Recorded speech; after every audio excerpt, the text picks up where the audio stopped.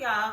And welcome to Respectfully with Miss Pretty Young Thing. I'm your girl PYT, and let's get into it. So y'all, we just finished talking about episode 2 of season 4 of Power Book 2 Ghosts, and we're gonna jump right into it with episode 3. Like I said before, I super duper apologize for not recording these before. Life has been lifing. My equipment has been tripping. I broke a ring light. I lost my AirPods. I just got a new AirPod. Like, it's just been so much happening. I need a new phone. Verizon, please let me switch over. Hopefully I'll be able to get that done today. So many things happening. But in the meantime, we're going to go ahead and jump straight right into it. So if you love Power, if you're new, please do me a favor and subscribe to my channel. Hit that like button and leave your theories down below. Comment, all of that. All right, so today we're going to go ahead and talk about Book 2 Ghosts, Season 4, Episode 3. This is the official recap while I finish my face, focus on all the key points of this episode, and if I miss out on everything, do comment down below. Y'all, the truth is out. Monet is pissed off. Episode 4, starting off with action, okay? We already know. I feel like the next episode is going to start off with Kane, Diana shooting. You already know Tariq is going to try to get Diana as well, based on the trailer. Out now, okay? If you haven't seen it, check it out, okay? And I cannot wait for episode 4. I was watching the entire episode 3, waiting for Monet to find out, okay? And it finally happened at the very end of the episode. So we're all gotta wait to see the aftermath, okay? Obi, rest in peace, okay? He tried his best to wiggle up out of all the issues that he was in, but no. Drew ran his mouth, okay? And now Obi is gone. All right, we smoking on that Obi pack. But I got a feeling that, man, that Drew pack might hitting way better. I know Drew is going to be taken out. Out of Drew and Diana, I feel like it's going to be Drew to get dropped off. I feel like Monet is going to get dropped off at the end of the season. So who you think is going to go out first? Drew, Kane, or Diana? Let me know in the comments on who you think going to get dropped off, okay? You can tell they tried to get Brayden more like Tommy in this episode. Okay, you already know that this season is going to have a lot of parallels, like I said before, to the OG Power, especially Power Season 3, okay? Remember how Tommy was when he started using the drugs. He was on one, and we seen Brayden start today, okay? We know Brayden about to go crazy, okay? Is he going to go Tommy crazy is the question. Let me know in the comments if you feel like he is or is not. But let's begin the recap. Let's focus on the key points. If I'm missing out on anything, let me know down below. What do we see? Birthright. Episode 3, okay? So it starts off with Brayden and Tariq trying to get this money, still broke, still struggling, and they decided to sell their cards to get some profit, all right? Use this money or use some of it in order to start a connection with the new plug, okay? But we know Brayden is telling Tariq to make sure that he keeps him in the loop, no more secrets, no more lies, okay? He says it goes both ways, so we're going to see which character keeps their word, which I don't think either of them is, okay? Tariq meets up with Pinky and Monet, trying to get some intel on Kate Egan, but apparently Kate ain't been home, okay? Pinky ain't got nothing, okay? Monet's pissed off, met up with you, hoping that there was going to be some sort of intel, met up, wasted gas for no reason, pays Pinky off. You already know Pinky going to continue to try to get some intel, and to be honest, this Pinky character has been giving Tariq a whole lot of info, okay? Good to have a whole person like that on your team, okay? So we get the Effie, Kane. Effie finally tells Kane that she missed her interview with Stanford, fucking around trying to help him, you know. And what they get into an argument, Kane leaves or whatever. This dude, she probably thinking that he messing up her future. She got to make sure that she good from all angles or whatever. And we know how this episode ended. Kane is going to see her true colors and starts to see so before the end of the episode. So now Davis is losing clients because Davis cannot practice law, okay? But he wants Perla to take over the workload, okay? This client is like, hell nah, he good. He is not messing around with her, okay? At the end of the day, it's going to cost him business, okay? They need this money in order to run this business, okay? So Tariq meets up with Davis McLean, tells him, I know you know all types of old school dealers and stuff. So how about you hook me up with a connect, okay? So we got to know that Noma does not know anything about it, okay? But Davis McLean tells him he will help him out, but he wants 20%, okay? He's looking like, nigga, that's extortion. But he's trying to make sure that he gets his cut Whether it's legal or illegal, he gonna get it, okay? Now we get to Monet, her kids. Of course, she's pissed off because Noma has basically told her she can't be working right now, okay? She needs to fully recover. She's doing too much. Y'all saw what she was on last episode about to mess up everything when it came to the Russians, and it was not looking good. So we know Monet was upset with Drew, Diana, and Kane, feeling like they know more, all right? And then out of nowhere, Noma hits up Kane and your boy Drew, tells them she needs them to investigate the whole thing with Obi, and they need to do it right now, okay? But you can tell Monet is getting very upset about what's going on with them getting attached to Noma.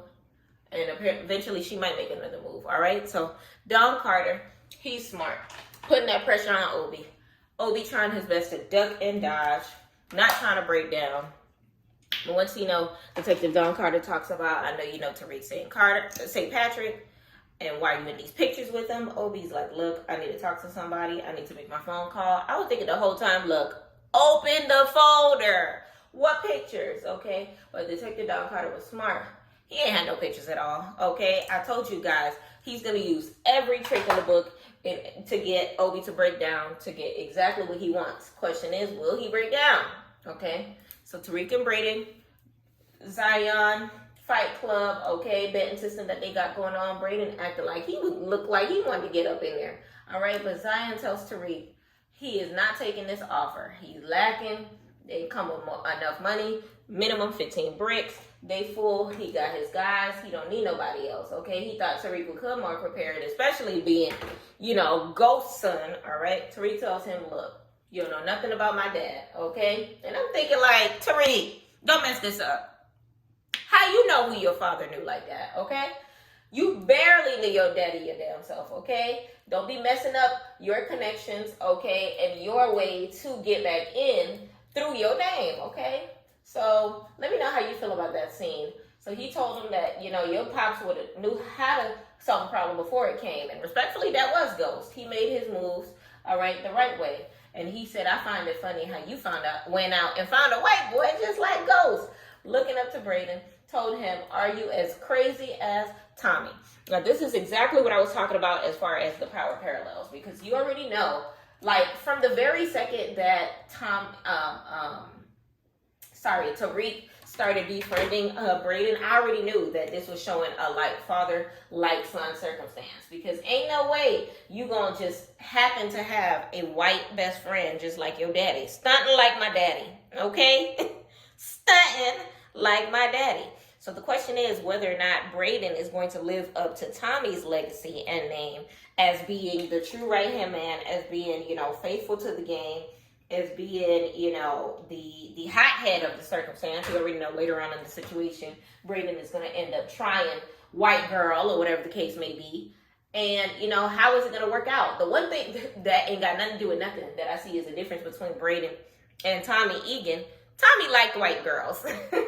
And I'm not talking about the supply, okay? Tommy legitimately had a crush on redheads, okay? That's the only difference I see between him and Brayden. Now, question is whether or not they have similarities when it comes to how they handle business. We will find out later on in the season, and I cannot wait, okay? So we already know that Brayden and Tariq was like Tommy and Ghost, okay? We know that Brayden and Tommy, they are very different, okay? But this season, they're trying to connect them with a parallel, okay? And we know just by the way that Brayden has been moving. And of course, once he starts doing drugs, you already know what time it is, okay? That boy is about to turn up. He might be crazy like Tommy, okay? By the end of the season. So we gonna see. So Roman comes in. He throws his product on the table. He sees Tariq and Brayden. All right, Zion told him that these guys are just customers, okay? He does tell Tariq that he needs to do whatever it takes to make sure that Zion, gets him to sell their product.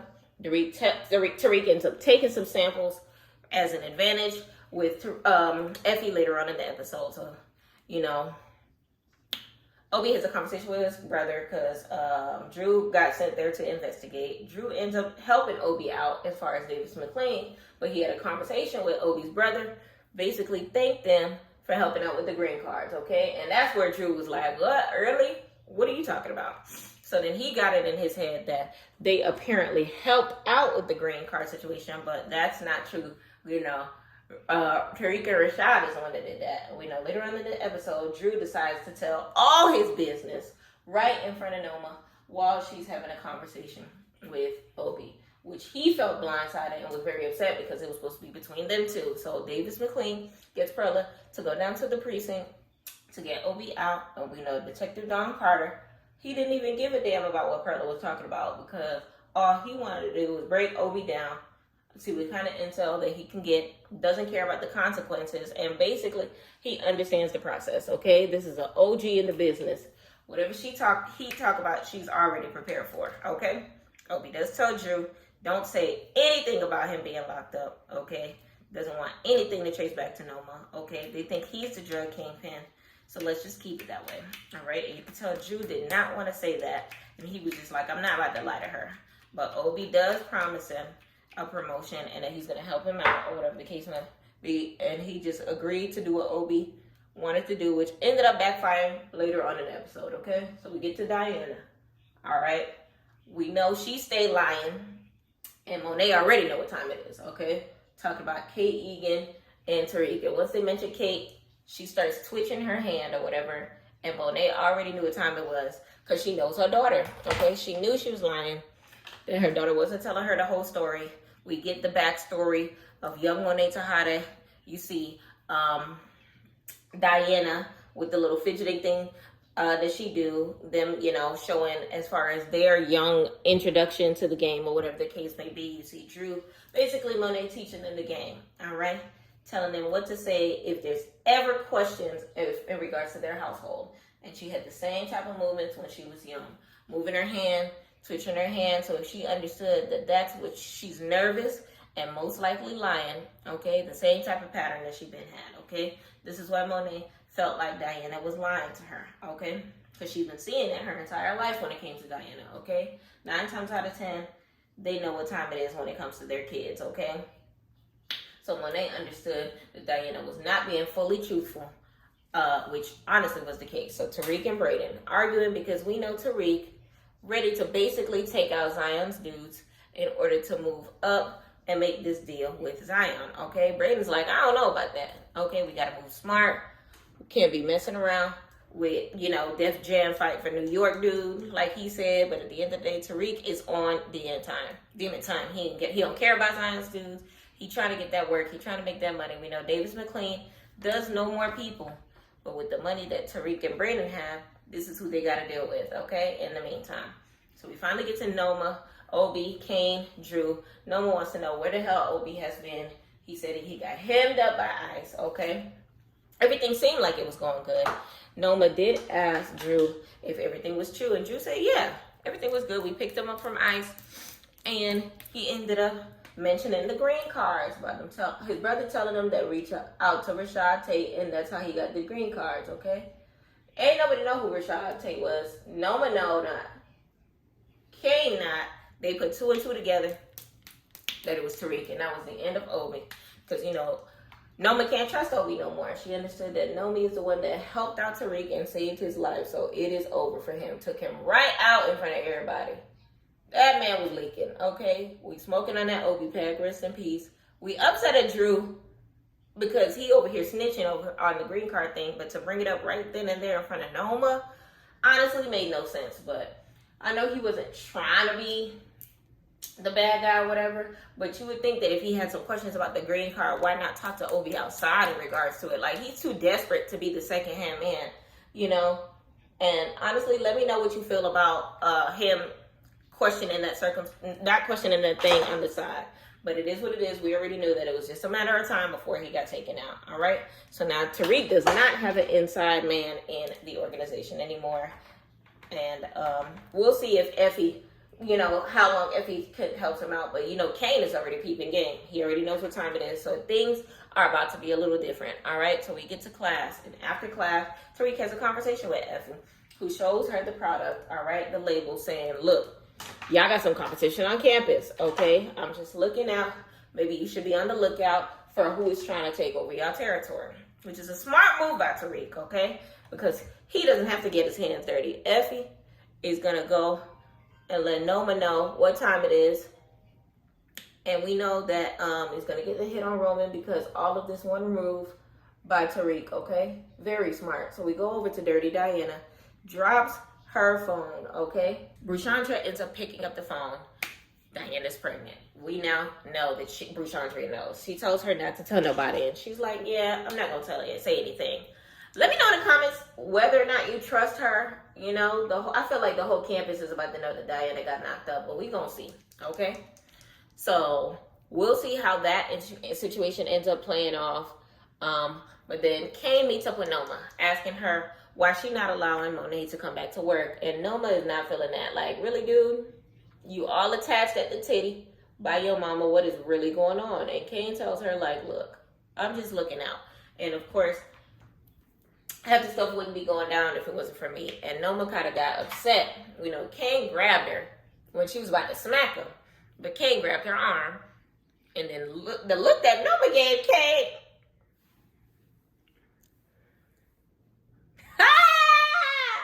Noma is feeling Kane, okay? She was getting hot. She wants somebody to put her in her place. She likes that. And Kane understands the assignment. He knows he has her weak spot. So I feel like, you know, he's going to exploit this further as he did in this episode. And Effie walks in on the moment, okay? So now she realizes that Kane and Noma got something going on. And, you know, they definitely are going to spread that out later on in the episode and the season. So Effie brings a product that Tariq gave her that it's been moving on Stanfield's campus. Noma is pissed off, telling Kane to handle this, take this guy out. Kane's telling her he's going to look into it, but he doesn't believe that Roman is really a threat at all, okay?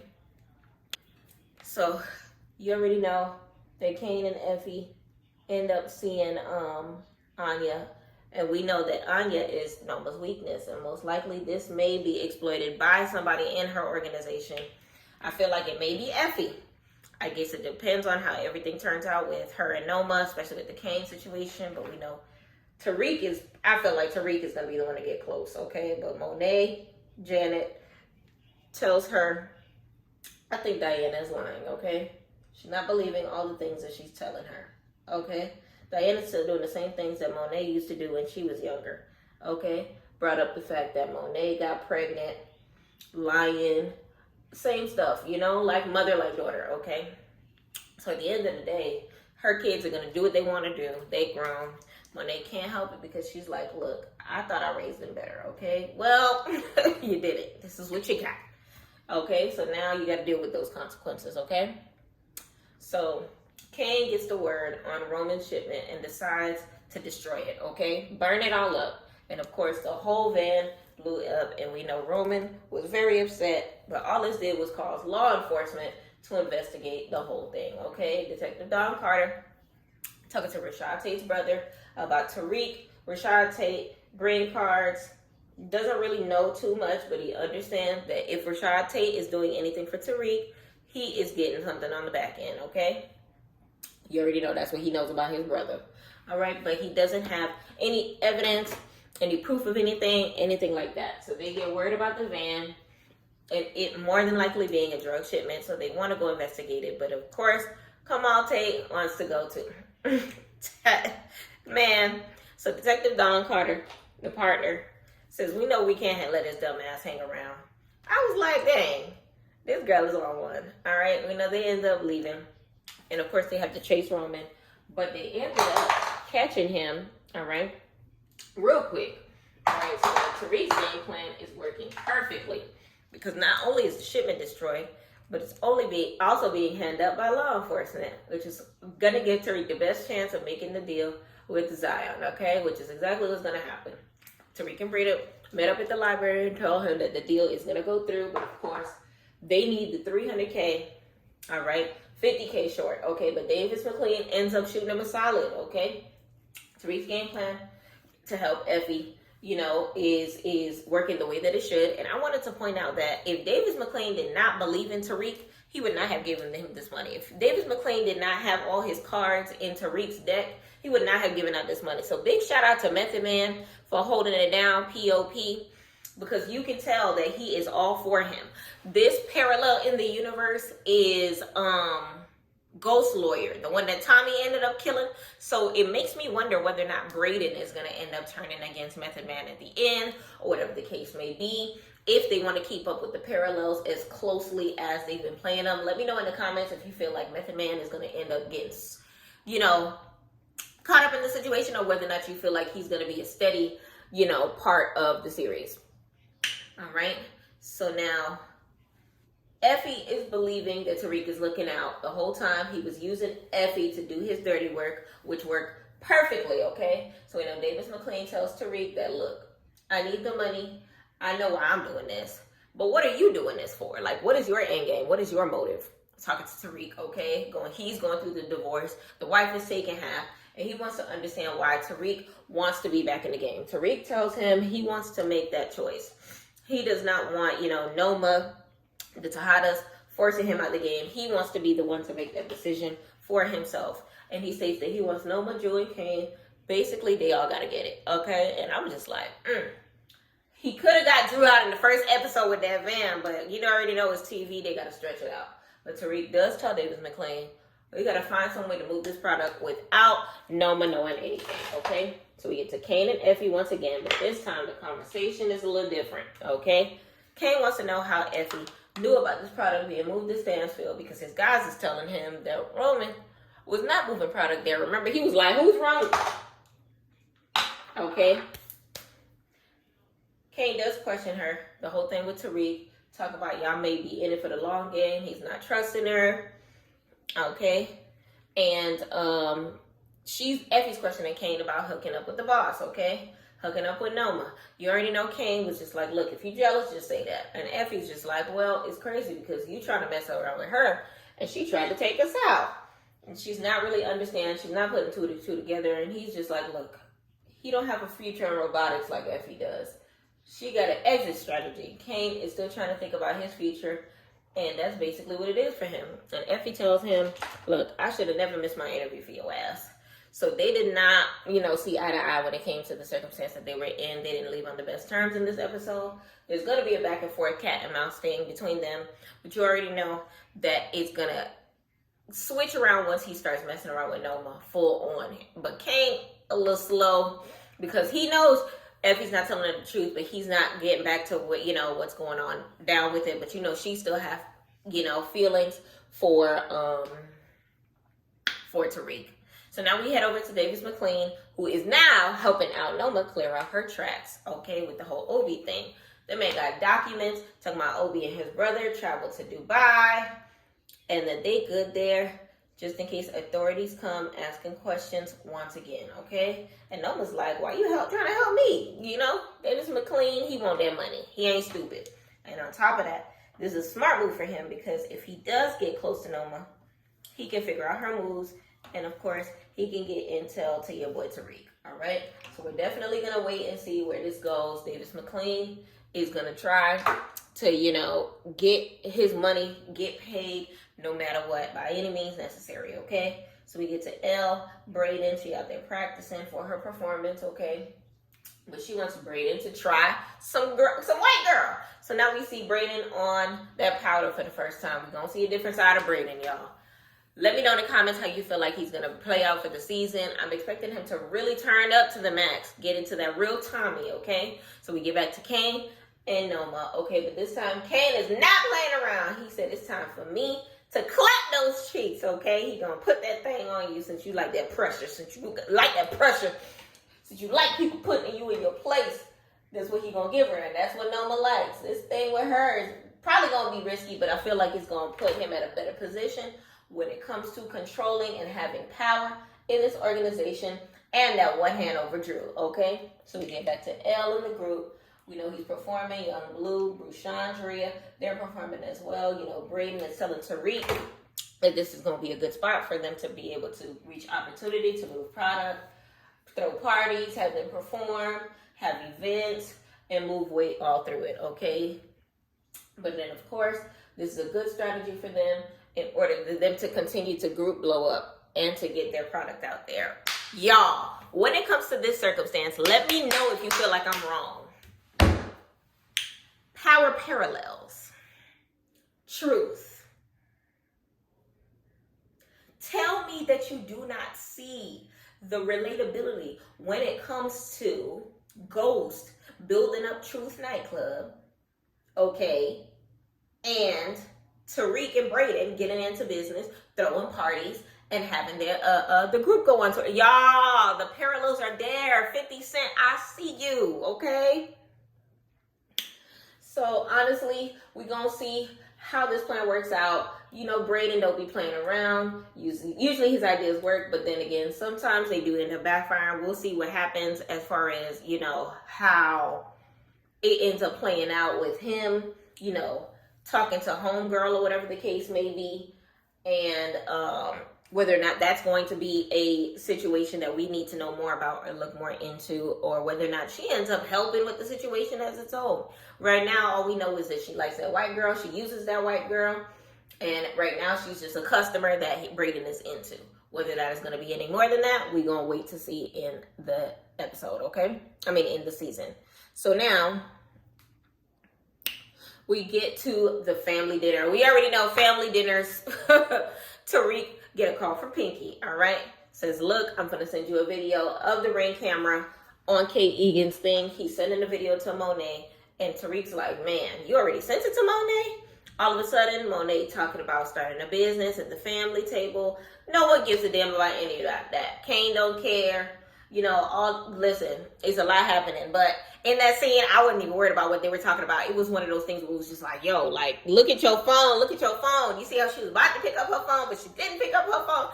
It was like a big, like, I was sitting on the edge of my seat for that scene, because it's like you knew she was going to find out, but it was just a matter of, like, how long. A part of me thought that they were going to, like, spread it out, that, you know, something was going to happen during dinner that was going to cause her to not see it until the next episode, but she ends up seeing a video. Kane shows off the video. Like, she was looking at Diana crazy. You already know Dirty Diana over here trying to keep up the facade for so long. Listen, you played your mama, okay? And she basically gave Tommy Tasha's address, okay? So Monet is upset. She understands that they set her up as far as, Diana goes. And then you see Drew telling her, don't say anything. So Monet is like, really? You knew about this all along? Diana, and they're talking about, look, I was not about to let it happen and all this stuff. And it's a little bit, honestly, it was a lot happening, but she was trying to grab her. You know, Kane ended up running out there. He was about to shoot. But he stopped, because it's like, this is his family. All of this information coming up at once. This is still blood. All right, but it's understandable as to why Kane behaved the way that he did, because it was very confusing. There was a lot going on. What's the motive? We know Monet gave us that scream from the pits, all right, that we knew was going to happen since the teaser trailer before these season started. But you already know episode 4 is about to be up and stuck. Okay, it's going to start off with action. I know it is. We're going to have Tariq going at Diana. We're going to have Kane and his moms going at Diana and Drew. It's going to be a crazy episode, okay? We know Diana pregnant. She has a way out as far as Tariq goes. That might be the only thing that keeps her towards the end of the season, okay? That's going to stop Monet and Tariq from taking her out. I feel like that's the only reason why that she would tell Kane that she's pregnant, just to save her life, all right? Like, honestly, by the time Tariq tries to kill her, I'm pregnant, no shoot. It's gonna have a lot happening. You might be the daddy. I can't wait to see his reaction once Diana tells him this. But once again, let me know how you feel about Diana turning family dinner into a ish show, okay? It's gonna be crazy in the next episode. So you already know that Celine is gonna end up popping back up in the next episode. And the question is, who is the father of this baby? Is it her ex Celine? Is it Tariq? Like, what's gonna happen? All right, I'm gonna tell you right now. If the baby comes out looking like rat mouth teeth, you already know whose baby it is. But listen, to be honest, I don't know if the baby's gonna make it. I don't know if the baby's gonna be born based off the power parallel. It might be a Tommy Holly thing. You know, she might end up being taken out, or, you know, a miscarriage. It's gonna be a lot. I feel like it, you know, when it comes to life and giving life, when it comes to power. I don't know what 50 Cent got going on, but every single time somebody popped up pregnant, bad things start happening. Okay, so let me know. Okay, we're gonna find out soon enough, and we will catch you very soon. We have another week before the next episode comes out. I'm gonna go ahead and drop episode 2 and episode 3 as soon as possible so that we can get ready for the next upcoming episode. But I really appreciate y'all on being as patient with me as you possibly can as far as getting everything together, as far as my life, as far as these videos. I still have vlogs upcoming. I still have episodes of ABCs with PYT to post. I still have my story time to do. I have so many things to catch up with y'all on. But in the meantime, please do me a favor, like this video if you're down with power. If you have other shows that you want me to check out, go ahead and leave them in the comments. Let me know how you feel about this review. And don't forget to subscribe, y'all. We are on our way to 700 subscribers. Let's get there as soon and quickly as we possibly can. And once again, I appreciate y'all for chilling with PYT. I am done. I took my time with this one so that we could make sure that we broke down episode 2, broke down episode 3, and get it together. All right, so now that we are ready, I'm gonna go ahead and get me something to eat. We are ready to go. I appreciate y'all for taking the time for tuning in, and we are out respectfully.